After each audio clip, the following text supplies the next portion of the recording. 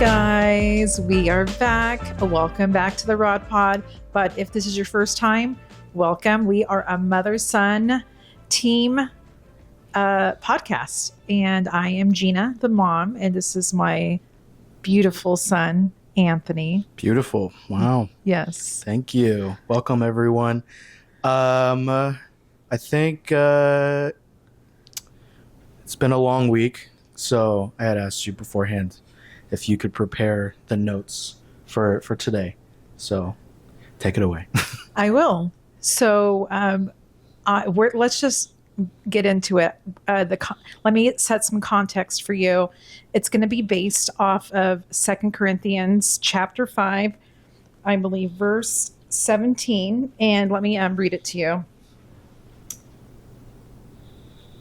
It says, "Therefore, if anyone is united with the Messiah, he is a new creation. The old has passed. Look, what has come is fresh and new, and it is all from God, who through the Messiah has reconciled us to himself and has given us the work of that reconciliation, which is that God in the Messiah was reconciling mankind to himself, not counting their sins against them, and entrusting to us the message of reconciliation. Therefore, we are ambassadors of the Messiah.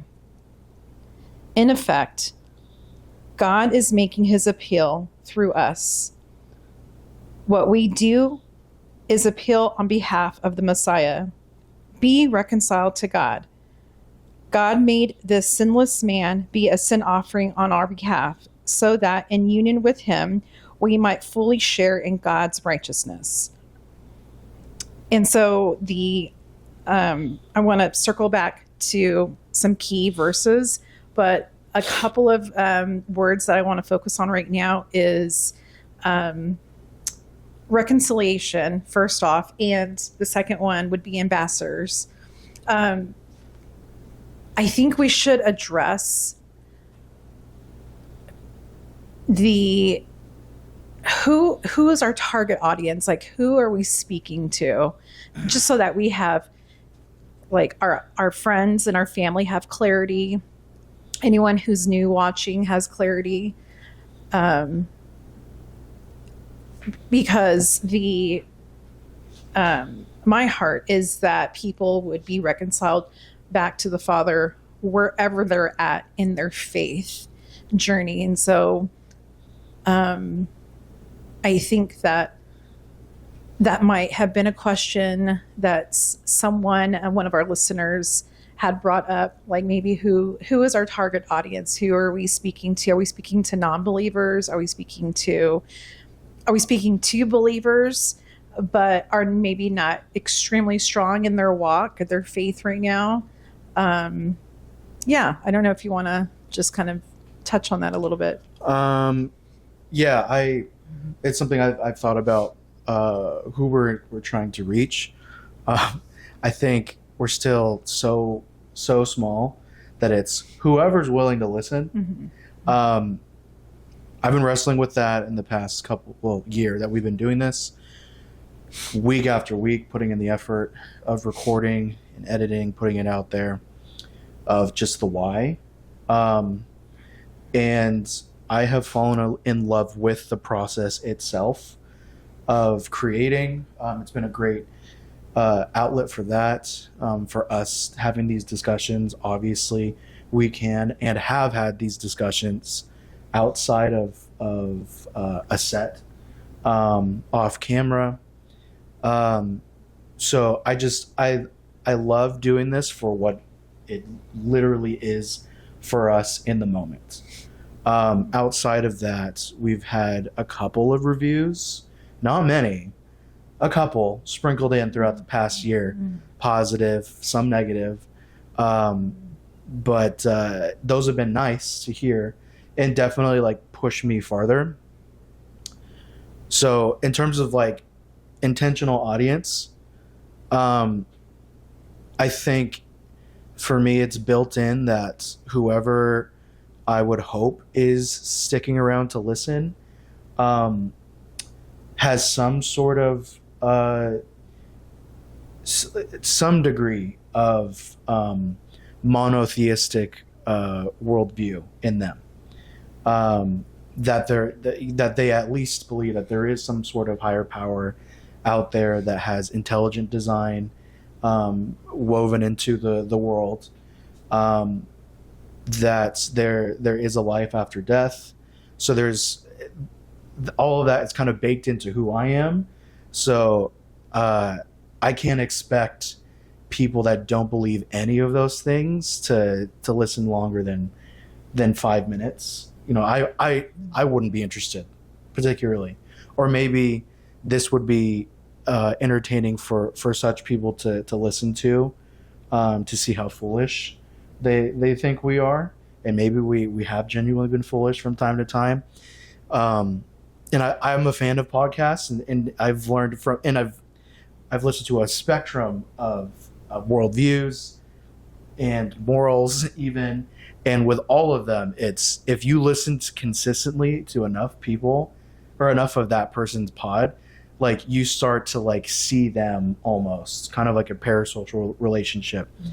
But you see them talk enough to like repeat themselves, to say the same jokes, but also to reveal parts of themselves that they don't necessarily see.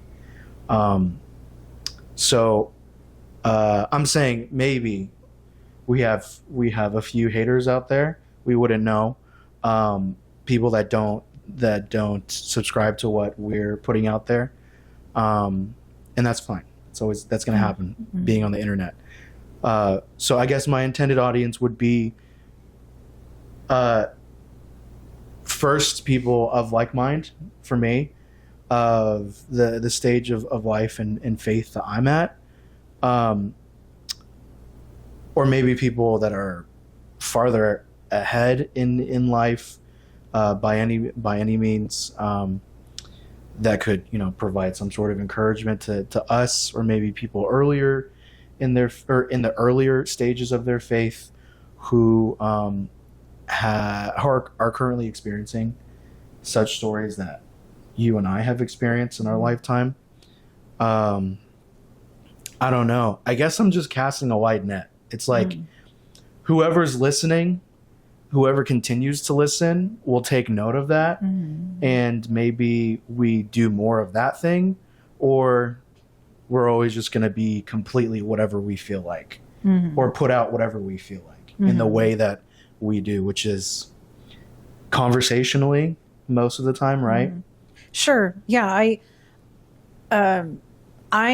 For me, correct me if I'm wrong, but I feel like I'm naturally inclined to encourage people. Yeah. And so, and like deep in my heart, that's what I really hope that this brings, is encouragement that we don't have it figured out, but that we are working out our faith with fear and trembling and by discussion, right? And I'm having conversations and inviting you into our mother-son conversation, as well as when we're interviewing someone's testimony, right?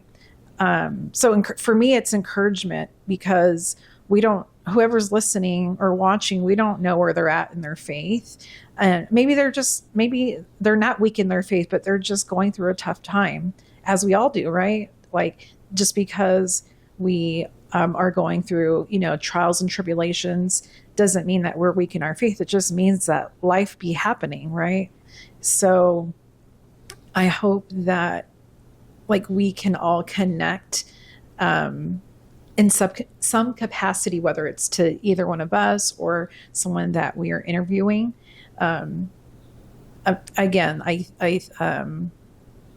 think we are both right. Like, we're both on the right track, as far as generally we are speaking to a believer of some sorts, because I can't really imagine a non-believer being interested, but maybe it would be interesting in just listening to our conversation, and just it may pique their interest. So, but I think primarily our target audience is believers in Jesus, right? Mm. Yeah. Yep. Um, at least for like as a consistent, Right, as right, right. our base, right? Right. Like they're, I mean, everyone's at the forefront of our, I mean, in our is our focus, but at the forefront of our mind, we are being intentional, like who we intentionally speaking to Mm-hmm. as believers. And so, yeah. And so that was, again, just reconciling people back to the Father, um, wherever you're at. And then the other word I wanted to really focus on that's really been kind of resonating in my heart the last couple of weeks is the word ambassador. When you hear that word, like what like comes to mind for you? So I'm in the very beginning of this book called The Unseen Realm. Um, Jeff Bennett recommended it to me, so I got it, and I'm such a slow reader. Um, so I'm in the very early stages of it, and it talks about what um, what what spiritual presences are around us day to day, and their historical presence. Um, and it retraces a lot of things in the Old Testament. It references the Nephilim, which you're familiar with, Mm-hmm. um, and reinterprets what ambassadors, I think, or image bearers would mean. And the chapter that I think I left off was talking about image bearing and trying to interpret the true translation of what I think it's Imago Dei, image of God, or yeah, I think it's Imago Dei, Mm-hmm. which is a Greek word, I believe, Latin. Latin or I Greek. think it's Latin. Um, and um, what was I going to say? Oh, image, yeah. Um, there's like possible confusion that people have with that of like that mankind, uh, you know, each person walking that God creates everyone.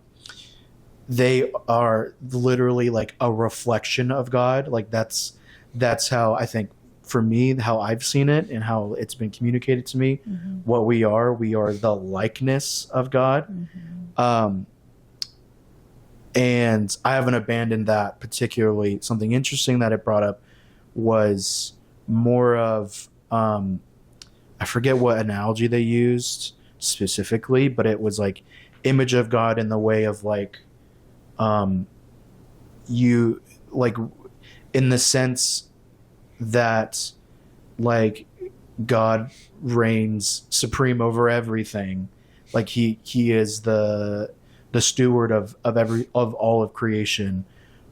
We are like the the micro placeholders for Earth, Mm-hmm. basically, Mm-hmm. and therefore like we are not gods.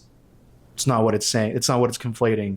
It's like it would that the book was like less so we are a reflection of God and more of or like carbon less of carbon copy, more of like title of authority over creation, which would be the world around us, not necessarily authority over man particularly. I don't think that's what it was getting at. Mm-hmm. Authority over the earth meant to be cultivated and made to prosper. Mm-hmm. I think long-winded, but that's when you said ambassador, it made me think of that. Yeah, absolutely. What I gathered to summarize what you said is that basically an ambassador is a representation of God, Mm-hmm. right? Yeah. Kind of in a nutshell. On a more practical level, like I just think of like my job or like your job, right? Whatever, like the positions that we're in, we are representing the company, right? Just again, like practical, like I have realized that I think I'm just more conscious of it like at this time because ambassador has been like I've been meditating on that word, and I've realized that when I'm coming into contact with clients for my job, that I'm they're basically their first point of contact, and how they see me is how they're going to see the company. Yeah. And if they see that I am like kind of unraveled and stressed out and like in panic mode, Hmm. that's going to like rub off on them, and they're not going to have any confidence in where I'm what I'm taking them to go do or show or see. Hmm. And so I've seen both sides of that where I represent myself in a calm, controlled, confident manner, and answer any questions that they have. And the process of the entire appointment, it goes really smooth. And it's just interesting because when you're working for anyone, even if you're working for yourself, there are certain rules and guidelines you have to follow. You can't necessarily go rogue based off your own feelings and opinions. You kind of have to follow, not kind of, but you do. You have to follow what the protocol is for everyone's safety, right? Depending on the role that you play in your job or whatever, Hmm. right? And so, yeah, do you want to kind of share a little bit from your experience, whether in any job, like how that's kind of reflected, how that kind of parallels like our representation of God and what that looks like too, like in just as a worker, as a person that's employed. Um, I told Anna this yesterday that in remembering most positions I've had in the past few years, I I have been placed in a position of authority over others.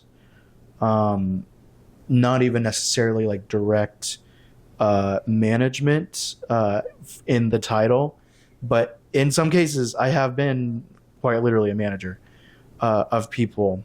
And I grew up always never wanting to lead the pack. I always wanted to just be a follower, um, and like follow to the best of my ability and carry out things based off of what I'm being guided to do.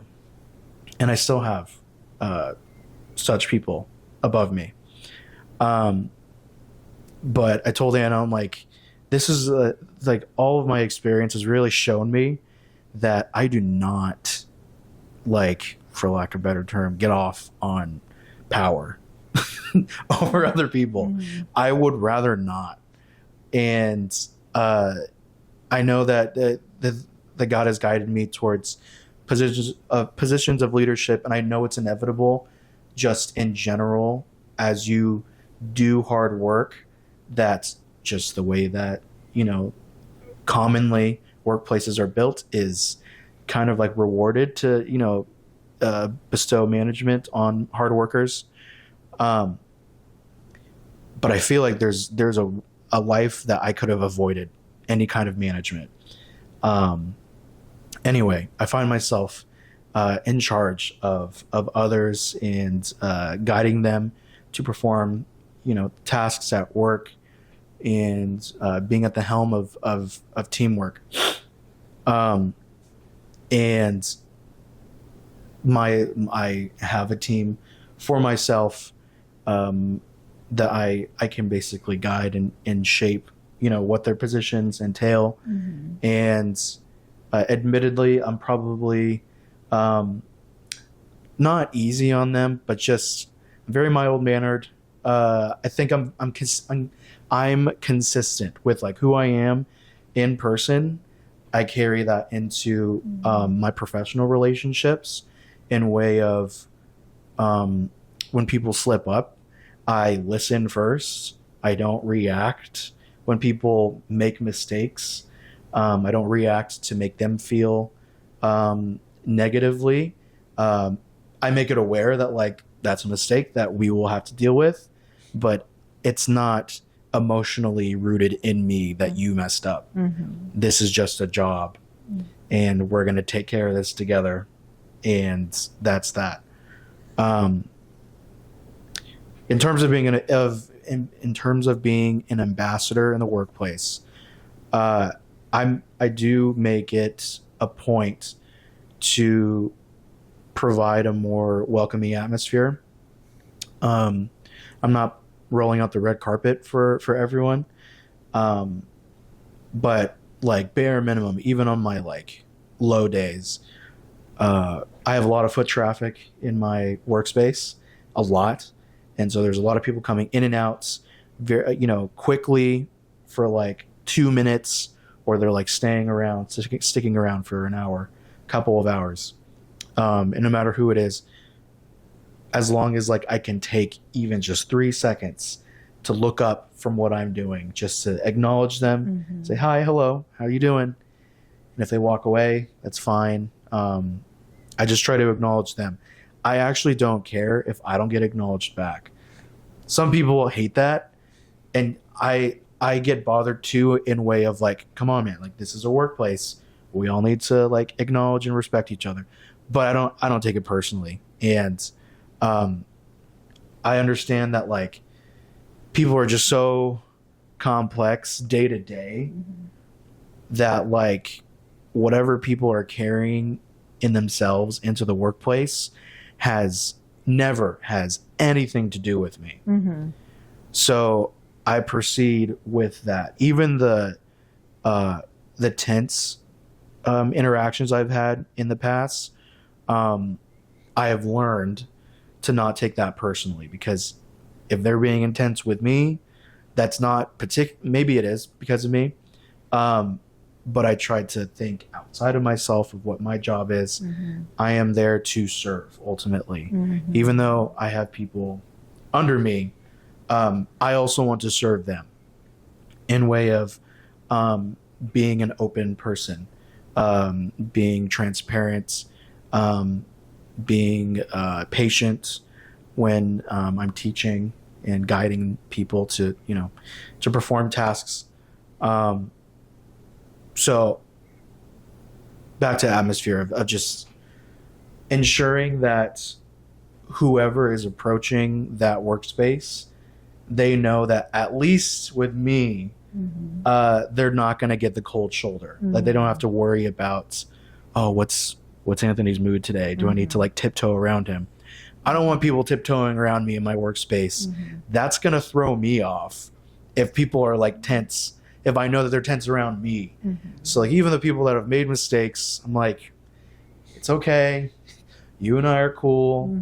You're not going to get in trouble. Just try to do the right thing the next time. There is a risk to that of people taking advantage, to which I have also seen. And that's been a learning curve of trying to balance, the authoritative, don't tread on me, versus the kind and understanding benevolence of a typical workplace manager. Right. Oh, having boundaries. Just having boundaries in general. Boundaries, yeah. And I can't the personable side of me wishes that I could have like a great connection with genuinely like every person that I work with, of like, how you doing? Like, how have you been? What's going on this week? Oh, I'm sorry that happened to you. I could see it on some people's faces of like, they could really use that right now. I don't know. I mean, again, I'm there to work. Right. First and foremost. Yeah. That is my tenting ministry. I'm there to perform tasks. So sometimes the workplace, for what it is, it just doesn't allow that. But it's cool when I get to. Yeah. We have some downtime. We can chat. Also being sure not to like cross just general boundaries. Right. Of like, I understand the power dynamic between us. Um, so I'm kind of just always thinking about that. Any interaction, or I try not to forget who has placed me there and why I'm there. I'm not there to just continue, to get a paycheck. To get a paycheck. Yeah. It's more than that. And I do take it very seriously. I wanted to just comment on what you said earlier about, like, you don't, for lack of better words, like, you don't thrive off of like power. And it's interesting because, Dad and I still listen to, our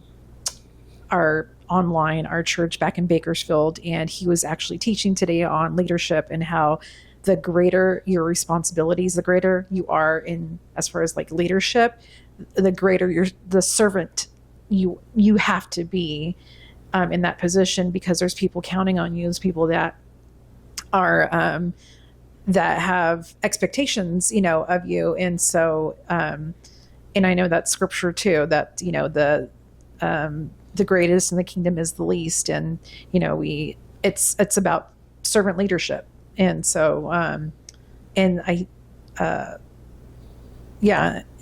think that may have kind of been built into your, the way you were raised, and just your life experiences, I would imagine too, that's kind of helped you look at people through that lens or perspective, possibly. Yeah.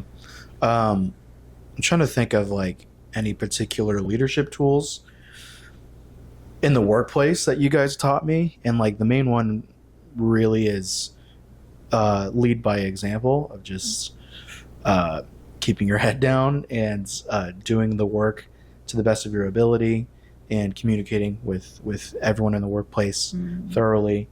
But there's been tasks that I've had to pick up throughout the years that like I did not see coming. Skill sets. Just because I mean, I don't know if I ever anticipated being in management at some point in my life. Like as a high schooler, deciding to go into film,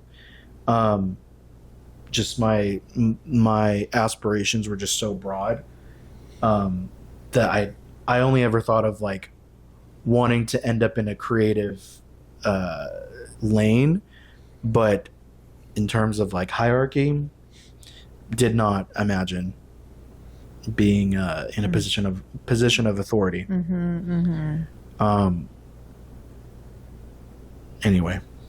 Yeah, that it's cool. It's cool because I again like just reflecting on not even just our workplace, but like just going to the grocery store or to the gas station, or how we're driving. We are representing something, in some form or capacity, and kind of just changing. Staying on the topic of ambassador, in the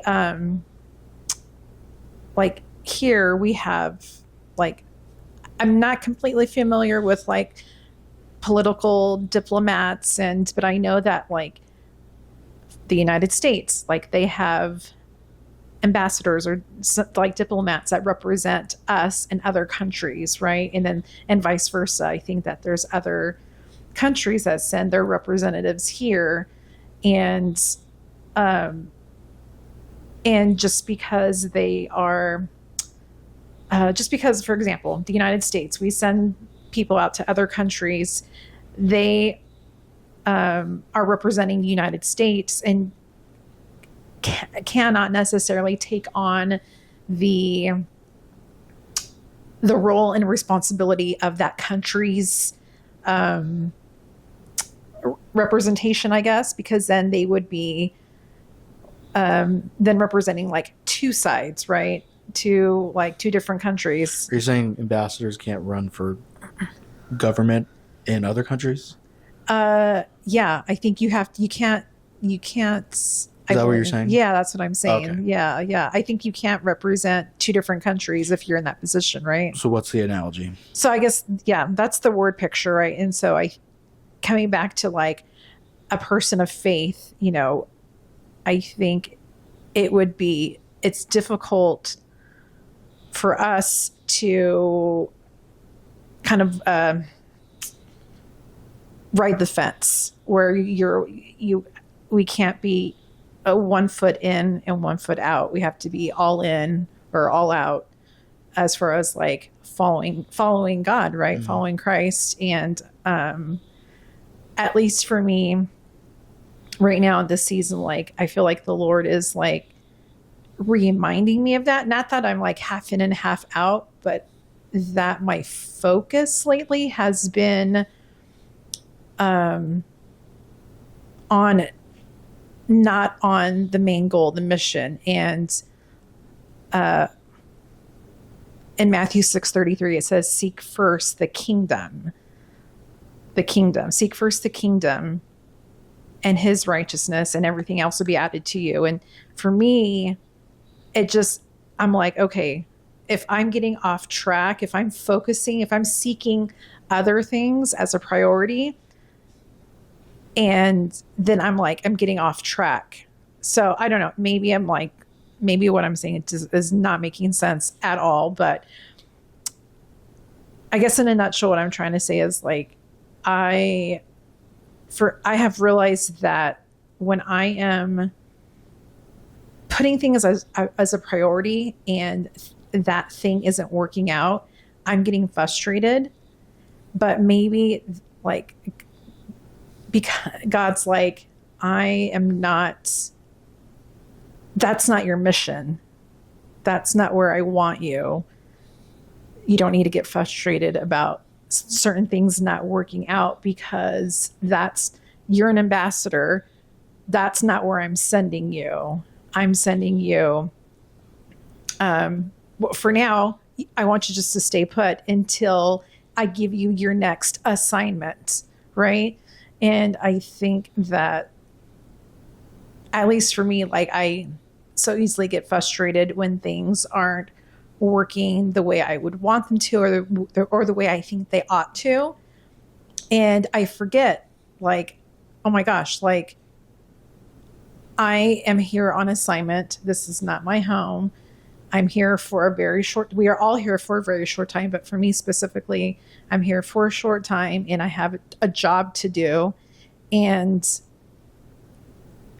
if things aren't working out on this side of whatever decisions I'm making, like, okay, they're not working out. And so for me, maybe it just, as a person, as a believer, as a woman, I don't know.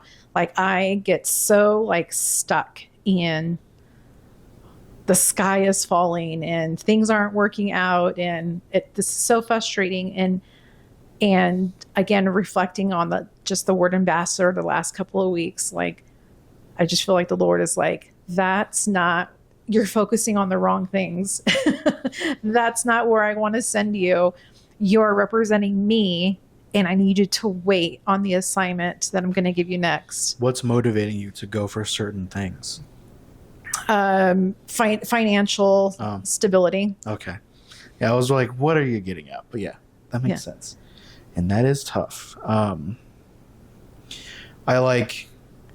know I'm due for this again in my life multiple times over. That was my battle for 4 years of marrying someone whose purpose was so explicitly written, career-wise, whereas mine was so vague that like it's just like the classic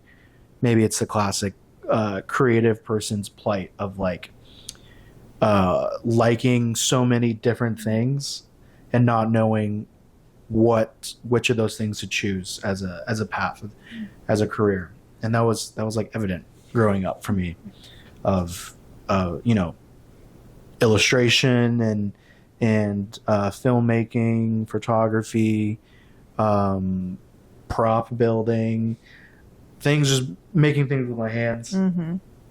Um, in college, like I thought I was going to do one thing and then the next.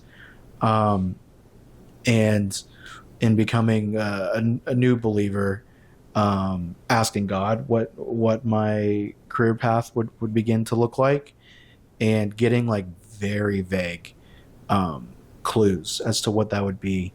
Um, all the while, like I wanted so badly for him to tell me like uh,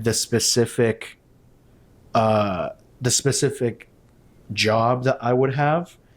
Um, and he just kept saying, "Just follow me. Just do what I ask." And I'm like, "Okay, God." And I would doing what he asked would be, going to this job. And I'm like, "Okay, like this kind of makes sense. Like I understand it now." And then that job feeling like that's not it. And I'm like, "God, why did you bring me here?" And it was like, because it wasn't about the job. It was about the lesson that you learn from it. Mm. And the past few jobs that I had, I accumulated the skills that I use now. Mm. And it feels like so much payoff after 4 years of hustle. And also I'm in my 20s still, 27 now. And I still feel young. There's a lot of years ahead of me of learning lessons in the workplace. But I feel seasoned in way of walking with the Lord. The decision making and discerning was a major learning curve for me because, as I've said before, I used to operate on the terms of the way King David would, or before he was king. Do you remember this? Yeah, no, refresh. My decision making with God of like, God, I'm not going to step foot outside of this lane and go to the next thing unless you tell me to go. I took that to heart in reading about David being such a talented and gifted warrior when he was, his whole life. But during his time on the run from Saul, King Saul, he was conquering armies around Israel during that time. And basically he was in close proximity to so many enemies, and him and his men had all the confidence that they could take on anyone, but he didn't depend on his own confidence and his own abilities to make the decision to go out. He would pray, like, God, should I go? And God would say yes and grant him permission to go. And so that's what I did. That's what I tried to do. That's how I tried to live, of just like waiting for God to send me, basically, to give me some sort of indication to leave. And like, there were so many times where, so many days, so many nights where I would just have the worst day ever. And like, I would, vent to Anna about it, you guys, friends, close friends. And in saying it out loud, I would realize how crazy it sounds that like, I'm just still at that job. It would make sense for me to just leave. And people did tell me like, you should just leave. And I'm like, I should, but I genuinely know God has not told me to leave yet. So like, I can't leave. I want to honor God and his will over my life. And I think onto the second job of this phase, I was talking with a close friend, and he was bouncing some great things off of me. And I came to the conclusion in that conversation of like, whatever mentality, the technique of discernment I was using, like that was for an old part of my faith. I now need to proceed with the confidence in the wisdom that I know God has put in me. And I know that I can be a prideful person in particular things, but in terms of like decision making, I'm not the most confident. But at that point, I had some chess pieces arranged in our lives that once I had that conversation, I left it feeling God was saying, use your wisdom, please. You fire at will, whatever you see fit. That is inspired by me. And I did not take that as license to do literally like whatever I felt like. Right. I weighed all of my options based off of, what's going on at home day to day, financially, what our situation was. Anna's like more than half of the reason why I make any decision. But also understanding that of like, God, like, how much do I need to, like, I'm in a marriage, yes, but I'm also your son first and foremost. What decisions do I need to make, between you and I? Like, and is that going to conflict with Anna? And what I found was that it's never the case. So these days, for me personally, is what I'm saying, not for you. I don't know about you. God has issued me to make decisions based off of the wisdom that he has given me. But I don't consider that like I'm good. Like, I don't need to check in with him. I still need to, hone my connection, my relationship with him, with the people that I have fellowship with. Because if I don't, that wisdom fades very quickly. What do you think? What do you think about discernment? Yeah, I mean, I understand both sides of like how you said it, when you were you're still young, but when you were a little bit younger, you followed the example of King David, and you would not make major life decisions unless like God explicitly told you to, like, it's time to go, don't go, however that looked like. I also see the perspective of one of your Bible study friends who says, God he's already entrusted you, and he trusts you to make the right decisions for yourself, for your family. So I see both of that. That makes complete sense. Because, just like, they're, as we were raising you, we were guiding you in certain ways, but there's things that we don't need to discuss anymore because now you're an adult. So you know what I mean? So like, I can see where that makes sense from his perspective, your friend, where like, okay, yeah, Dad and I don't have to like coach you on certain things. You already taught me how to drive. You don't need to continue telling me to put my seatbelt on. Yeah, exactly. Like, you already know if you don't go grocery shopping on Sundays for the week, you're gonna, it's gonna mess up your week. So there's like certain practices and disciplines and things that you've already have set in place for yourself where you don't have to go to God and say, like, like small things. What should we eat today? Or what grocery store should I go to? There's like certain, things that you're like are automatic. You know what to do because you have you've been given a responsibility. So you're going to steward that. Right. Yeah. However, I think that in the case of King David, him asking God if he should go to battle, right, with certain areas. One of he got himself into trouble when he didn't seek God during the time of Bathsheba. He should have been at war with his army and he stayed behind. And that was him living outside of his purpose. So it's like when you're not walking in purpose, then all bets are off in terms of the wrong choice. Right. So I think that's like a prerequisite too of decision making, of like, for me, I need to understand that I'm walking in my purpose. That's like step one. Step two is, okay, in the purpose of, past the knowing what path I need to be in.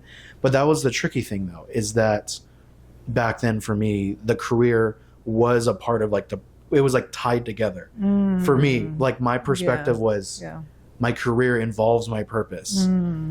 God showed me, no, I'm going to make you into whatever I need you to be. And then I'm going to send you wherever I need you to be as who I've created you. And fortunately, I now love where I am, and I love who God has shaped me to be. And saying that out loud also scares me, because while it praises God first and foremost, I give him the credit, it challenges the enemy. And there's so many different techniques that the enemy can try to use against that, of attacking my purpose, my identity, the sanctity of what I understand in all of that, of what God has done thus far. And in knowing that, I know that with all of the work that has led to this point, I know that nothing is permanent in this world. So that job can go away easily. This home can go away easily. I understand that. And like, I don't glorify those things, because it's like, it's weird. Like, it's like, I adore the life that God has led me to. Every single day is a blessing that I consider. Like, the life I live now, like, I didn't have a very specific specific vision of what I wanted as a kid. I just wanted to be loved by someone and to love what I was doing. And I have that, and I have it on a consistent basis. And it's hard for Anna to talk about death, and that's like a whole other thing. And I've told her this a couple of times, not so much that it's scary to her, but I've told her, I'm like, if I were to die today, like, it has been such a good life. I'm good. And at this point, all I care to do now is just pass on what has overflowed out of me. It's been such a good life. We have 33, 35 episodes of me explaining why it's been good, largely because of you and because of Dad and my sisters. So here I am again, thanking you. Thank you. Thanking you for a life that I'm grateful for. Thank you. Thank you for those kind words. Yeah, how are we doing on time? Oh, 10 minutes to an hour. 10 minutes. So,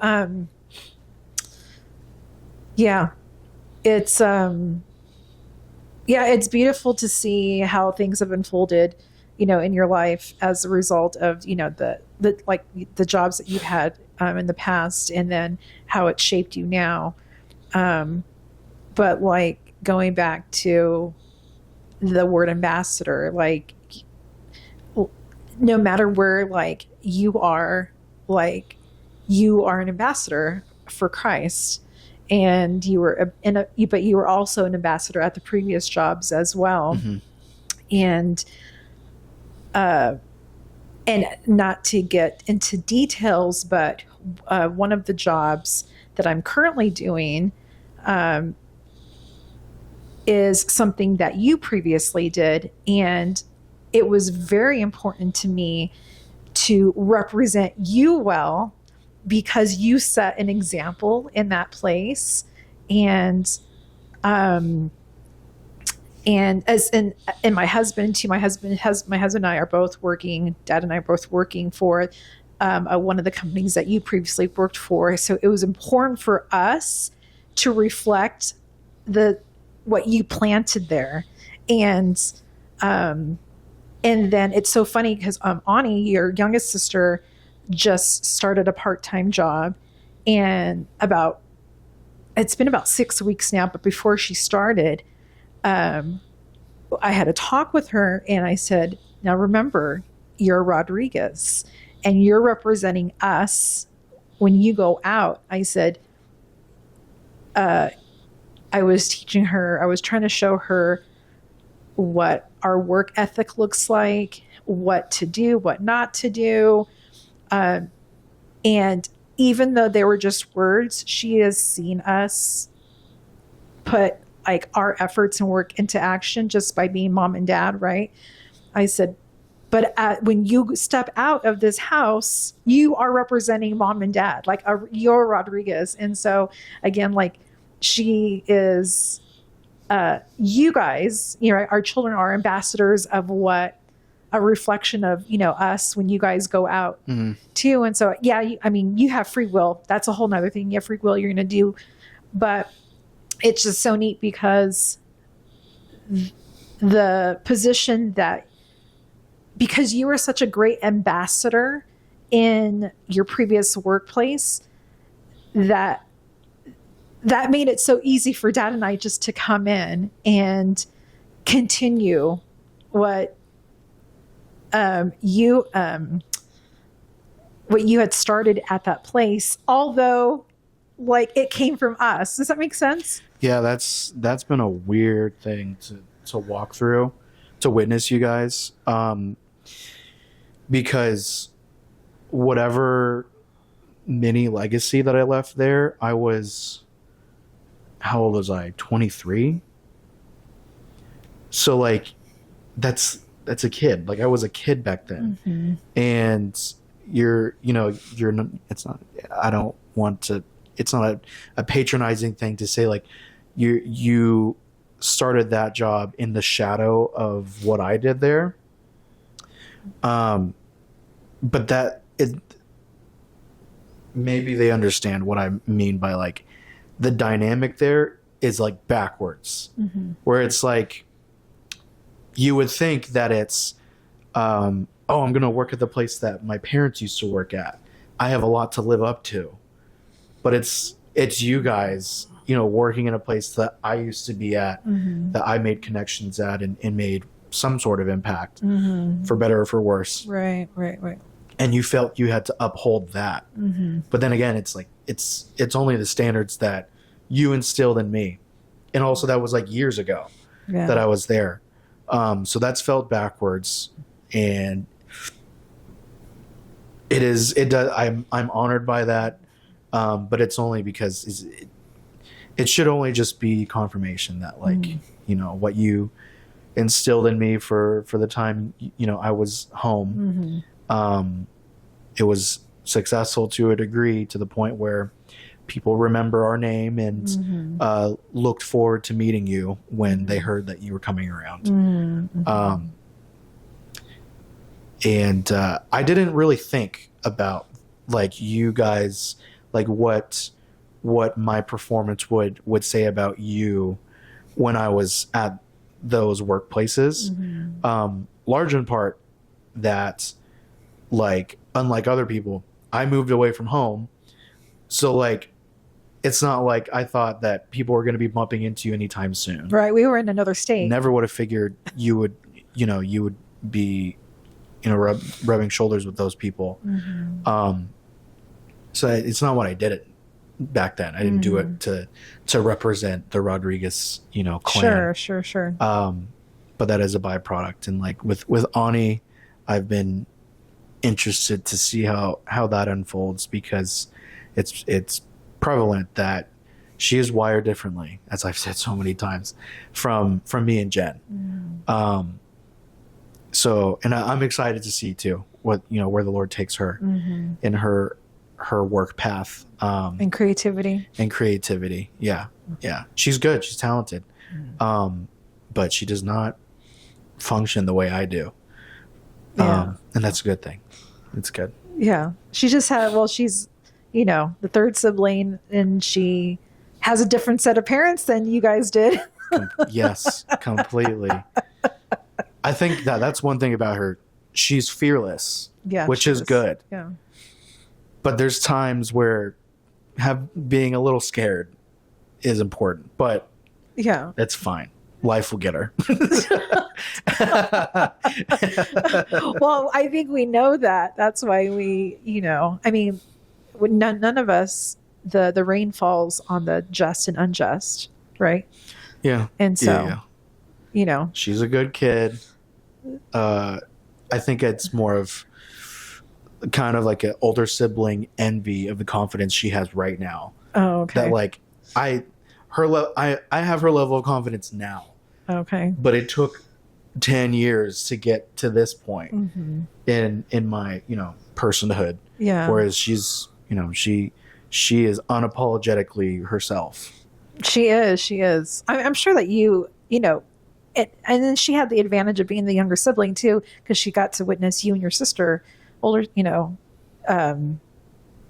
just by example. Yeah. So, I had no frame of reference because, none. I know. And it's no secret that like, they know that like, in terms of extended family, like we had exposure, but not all the exposure in the world. Right. So, and generally Rodriguez is my age. Right. I'm actually born in like no man's land of cousins where like they're either all so much older than me or so much younger. Right.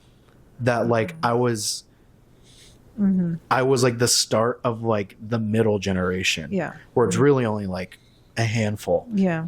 And then like Ani's around the start of the newer generation of cousins where she got to like, compare and contrast lifestyles.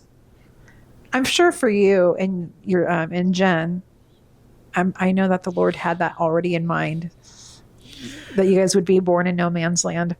Well, like it just like it felt like I was just being dropped in the middle of a map of like or there was no map of like there was no guidance of like this is you, this is your culture, but also you're part of this other culture. This was your old family's faith, but now this is your like God kind of always like subverted my expectations of who I thought I was supposed to be. So like I have a difficult time assigning almost like any social title to myself. Literally any. Not that I have like an identity crisis. It's like I don't feel like I fit into one particular box. Yeah. And maybe you can. I would dare you to put me in one single box. I just don't feel like that's like entirely representative of who I am to be categorized as one single thing. But maybe everyone feels like that. Yeah, I think everyone feels that way. But I think again, if you're looking at it through a biblical worldview, this is not our home. Yeah. This is not our, we're just temporarily passing through. I just don't feel like entirely rooted in one single thing. And that sounds like I don't have like allegiance to that. I do. It's just, I don't feel, and I don't even think it's like, that puts me at opposing sides internally of one thing to the next. It's more of, I have insight, not all the insight in the world, but like some sort of degree of a perspective of like various takes on things and experiences. Well, I think that if we hold on to something, if we hold on to an identity so tightly, it'll be difficult for us, if God's calling us to go in another direction, to serve a certain community of people, or whatever that looks like. I think if we hold on to something so tight, we're like, no, this is my ministry. These are my people. This is who I'm going to serve. But God's like, but I want to use your gift over here. Mm-hmm. Even if it's just for a couple of years. Like, I need you over here. And again, as an ambassador. I will say, it is so fun to like show Anna like different sides of me. She has seen it in real time of like when I meet like acquaintances or strangers around her that are a particular group, I can gel with them. But then like it's almost, I think it's called code switching, like a code switch to, and it's I don't feel like I'm being like fake or disingenuous. I just, there's like sides of me that like, you know, I have, you know, Anna's side of the family's white. So I know, and it's not like they speak a different language. But like there's, you know, sensibilities and like jokes. It's largely joke, sense of humor. Not that our humor is exclusive to Mexican families. But just, I've just learned that like because I've been planted in so many different groups throughout my life, I've learned to adapt wherever I'm at, while also being me at my core, just just a nice person at the very least. If nothing else, just be nice to everyone. Yeah. But I think it's humor. Honestly, that's I try to be the most adaptive wherever I'm at. Well, I maybe I'm wrong, but I think that the baseline is empathy. Like you're providing empathy, sure, or just some type of connection with that person, not code switching, because that kind of sounds like a bad word, or it's negative. To me, it sounds negative, but I think we're providing a way for that person to feel comfortable with us. Yeah. I think too, like whether it be a reputation that precedes me or just how I look to any given person, it's fun when someone meets me and then over time, either it's instantly or over time, I see their perception of me change. So where it's like, oh, you're like a really like nice person. You look mean. That's like the main one where I look unfriendly. Yeah. Dad gets that too. I look to be in a bad mood frequently, and people find that I'm actually pretty content, day to day, moment to moment. It's fun. Yeah. It's fun surprising people. Sure. As you surprise people too. Yeah. And Dad. All right. Well, we're gonna close up this episode with for all of us to just reconsider what ambassador looks like. And here's something that we may want to question too: is every Christian an ambassador, and is every ambassador a Christian? That's kind of maybe something we can talk about on, not today, another day. Again, something to consider: is every Christian an ambassador? Is every ambassador a Christian in this sphere? So, very interesting topic. Feel free to drop comments or questions. And not that we are have all the answers, but we can definitely find the answer if you so choose. If you're looking for one. So, thank you for joining us. Thank you for joining Brother and myself in this pod on being an ambassador for Christ. Thanks, guys. See you later. Bye.